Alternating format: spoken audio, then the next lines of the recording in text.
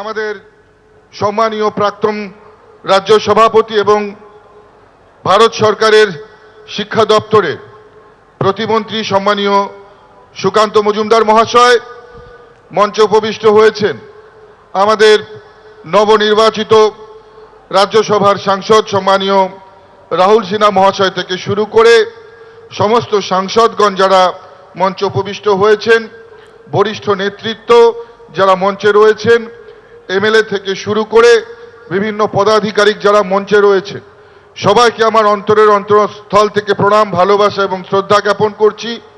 এবং সেই সঙ্গে যারা মঞ্চের সামনে কাতারে কাতারে মানুষ, যারা পশ্চিমবঙ্গের বিভিন্ন প্রান্ত থেকে শুরু করে কুচবিহার থেকে শুরু করে কাকদ্বীপ, উত্তর থেকে শুরু করে দক্ষিণ, পূর্ব থেকে শুরু করে পশ্চিম, আপনারা যেভাবে এই ময়দানে এসে উপস্থিত হয়েছেন এবং পরিবর্তন যাত্রাকে সফল করবার জন্য, এই সংকল্প নেবার জন্য যারা আজকে এই ব্রিগেডের ময়দানে এসে উপস্থিত হয়েছেন, এই সমাবেশকে যারা ঐতিহাসিক সমাবেশে পরিণত করবার জন্য আপনারা হাজার হাজার মাইল, শত শত মাইল দূর থেকেও আপনারা শত বাধাকে উপেক্ষা করে, শত চোখ রাঙানিকে উপেক্ষা করে যারা ময়দানে এসে উপস্থিত হয়েছেন, সেই জনতা জনার্দন দেবতাকে আমি নতজানু হয়ে আমার প্রণাম এবং কুর্নিশ জানাই। আজকে আমরা এমন একটা সময়ের সন্ধিক্ষণে এসে উপস্থিত হয়েছি, যে সময় পশ্চিমবঙ্গ জুড়ে সাধারণ মানুষের মধ্যে একটা পরিবর্তনের ভাবনা।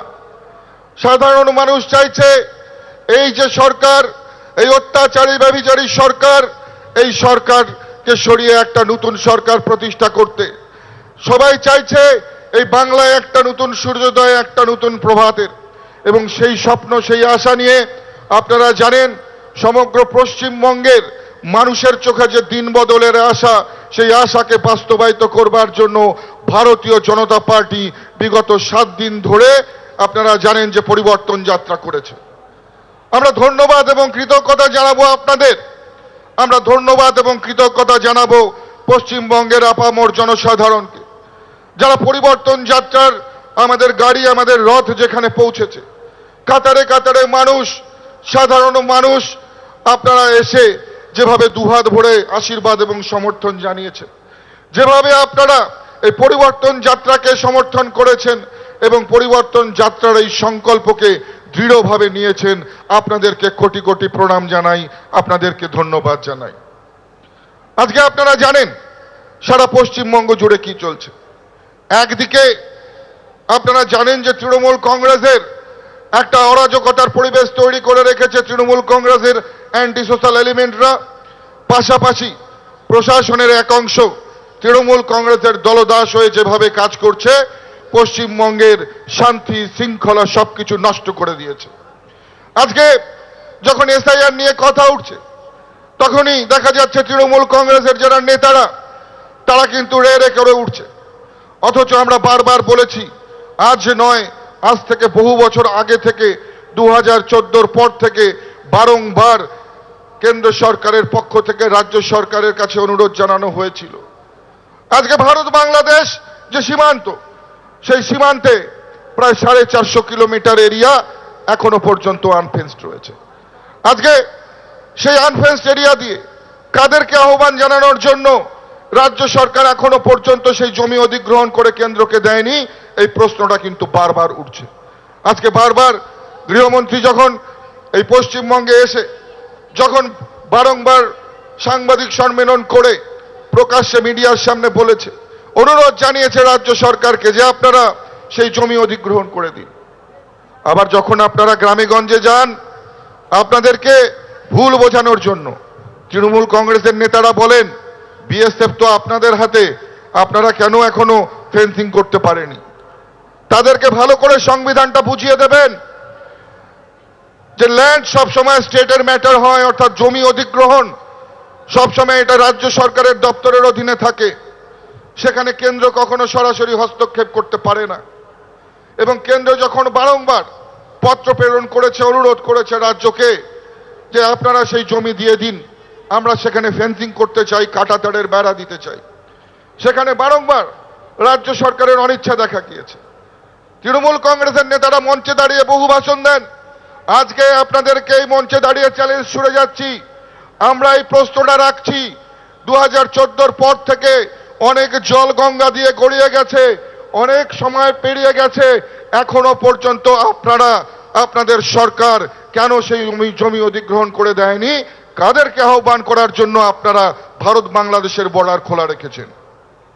আজকে বন্ধুগণ, ভাবলে আমাদের অনেক সময় আমরা অবাক হতে হয়।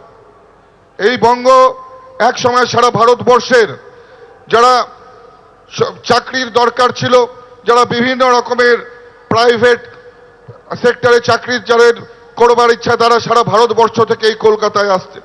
আজকে এমন একটা অবস্থা হয়ে গেছে, শুধু কলকাতা নয়, সারা পশ্চিমবঙ্গের প্রত্যেকটা জেলা থেকে যুব ভাইদেরকে ভিন রাজ্যে চলে যেতে হচ্ছে অন্য সংস্থানের জন্য, কর্মসংস্থানের জন্য। আজকে আমরা দেখেছি কিভাবে চাকরির ক্ষেত্রে প্রহসন হয়েছে, যুবদেরকে কিভাবে বারবার ঠকানো হয়েছে। আমরা উত্তরবঙ্গ থেকে আসি, আমি নিজে উত্তরবঙ্গের রাজবংশী সম্প্রদায় থেকে আসি, উত্তরবঙ্গের সামান্য খেটে খাওয়া একটা পরিবারের থেকে আসি। আমরা জানি যে সাধারণ মানুষের কষ্টটা কি, আমরা দেখেছি সাধারণ মানুষের কষ্টটা কি, খুব কাছ থেকে আমরা দেখেছি। মাননীয় মুখ্যমন্ত্রী বারংবার উত্তরবঙ্গে যান, উত্তরবঙ্গে গিয়ে আপনারা জানেন যে নির্বাচন এলেই উনি একের পর এক প্রতিশ্রুতি দিয়ে যান, প্রতিশ্রুতির ফুলঝুরি। কখনো বলেন উত্তরবঙ্গকে সুইজারল্যান্ড বানাবেন, আবার কখনো বলেন উত্তরবঙ্গে টুরিস্ট সার্কিট তৈরি করে উত্তরবঙ্গকে একটা টুরিস্ট হাবে পরিণত করা হবে। কিন্তু এসব কথা শুধুই মিথ্যে কথা, এসব কথা শুধুই নিছক একেবারে ভোট রাজনীতির কথা।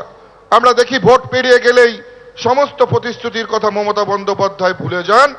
শুধু যখন দক্ষিণবঙ্গের প্রচন্ড দাবদাহে, প্রচন্ড গরম হয়ে যায়, তখন মাঝে মাঝে উত্তরবঙ্গের ঠান্ডা শীতল হাওয়া খাওয়ার জন্য মুখ্যমন্ত্রী দার্জিলিং এর পাহাড়ে গিয়ে পৌঁছান।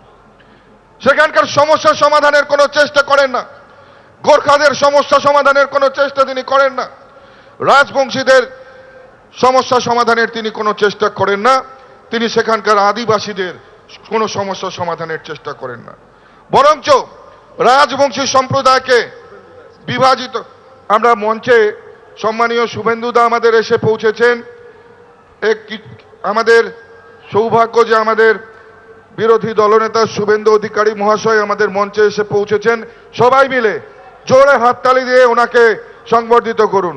শুভেন্দু অধিকারী জিন্দাবাদ, শুভেন্দু অধিকারী জিন্দাবাদ, শুভেন্দু অধিকারী স্বাগতম।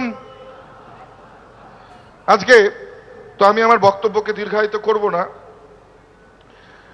যেভাবে আপনারা জানেন যে রাজবংশী সম্প্রদায়কে মমতা বন্দ্যোপাধ্যায় বিভাজিত করবার চেষ্টা করেছেন। আমরা রাজবংশী সম্প্রদায়ের মানুষ, আমাদের ভাষাকে, একই ভাষাকে দুটি ভাষার বোর্ড বানিয়ে দিয়ে রাজবংশীদের যেমন বিভাজিত করবার চেষ্টা করেছে, রাজবংশী ভাষা কামতাপুরী ভাষাকেও বিভাজিত করবার চেষ্টা করেছে। কোনো সময় তিনি মনে করেননি এই সম্প্রদায়কে এক করে উত্তরবঙ্গের সমস্ত সমাজের মানুষদেরকে এক করে উত্তরবঙ্গের ডেভেলপমেন্টের প্রয়োজন রয়েছে। এবিপি আনন্দ, এগিয়ে থাকে, এগিয়ে রাখে।